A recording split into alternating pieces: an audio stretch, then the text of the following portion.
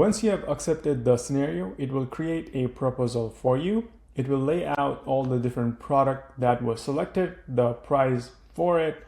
It will also add automatic charges that you have configured, for example, for shipping or for tariff. As a salesperson and a business owner, if you wanted to look at the price detail so that you can evaluate on margin for this proposal, then on the bottom right, you can click on this menu here and then go into price detail. Once you go in the price detail, you will see for each line item, what was your cost factor, meaning what it is costing you for every dollar, what is your profit margin looks like. And on the bottom right, you will also see a overall profit margin for the whole proposal and individual profit margin for each line item as well. If you wanted to add any discounts, promotions, job costs, installation fees, then those are separate product you can add to your proposal as well. So to do that, on the bottom, you will see add item here. You can just click on it. On the product group, you can look at service charges where you have a add-on fee, installation fee, additional services. You can look at discounts, you can look at sales discount, and then add, let's say, for example, a percentage off, and then amount to be a 10% off for this proposal. Once you configure that, you can click on OK on the bottom right here, and then it will add that 10% to your proposal. To do a further price analysis, you can go into the menu again on the bottom right, and then you can look at the price detail. Now you'll be able to see the impact on your profit margin by adding that sales discount of 10%. And you can evaluate that on the bottom right here. These margin can be used to trigger a business logic in your application, where in case if it a profit margin less than 60%, then it triggers for an authorization process before the proposal can move forward. All right, now we'll go back to our proposal, and then if we are ready to receive payment, we can do that by clicking the checkout button on the bottom right here. If we want to take the payment at the customer's home, then we can just click on make payment. We can then accept the payment using a credit card, debit card, or a direct bank ACH.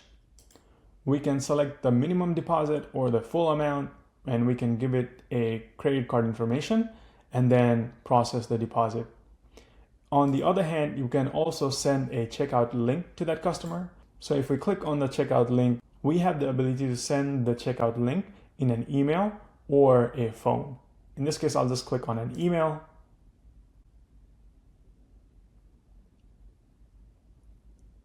Once I've sent the email link for payment to the homeowner, as a salesperson, my appointment is done.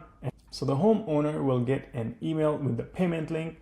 It may look something like this. This is going to be a template that can be configured for your business. They will get a pay and sign link here. We'll click on that, and then it will take them to a screen where they can make their payment. They will see a button that says pay. I can click on that as a homeowner, use a credit card. I'll just use an example here.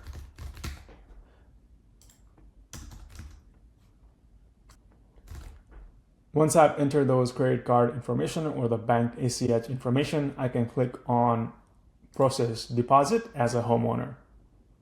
Once the payment goes through, I can click on OK, close out of there.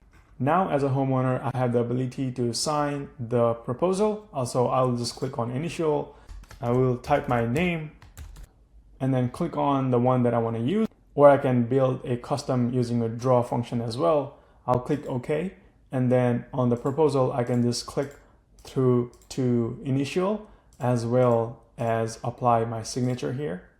And once everything is done, I can, as a homeowner, approve this order. So now the payment is complete, and as a homeowner, I have accepted the agreement. So once the product moves off the hold period, once the product moves off the hold status, then the product is directly sent to the vendor if we are already integrated. If your application is already integrated with your vendors, or we have the ability to send an email PDF, or we have the ability to send a PDF order for that vendor through an email as well.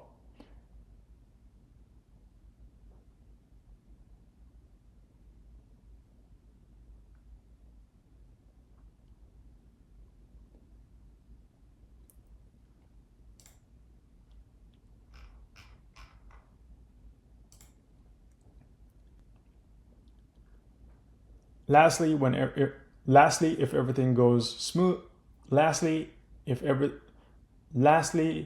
the order moves into installation phase, then the installer can use their installation worksheets to then work through the order.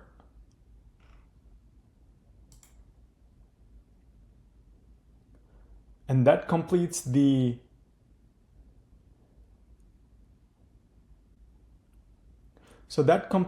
demo for the PIC ERP for retail, where you saw how we were able to generate lead, create a project, set up an appointment, go to an appointment, measure the windows, set up different products for that windows, generate a quote, generate a proposal, and then send and collect payments within the application itself.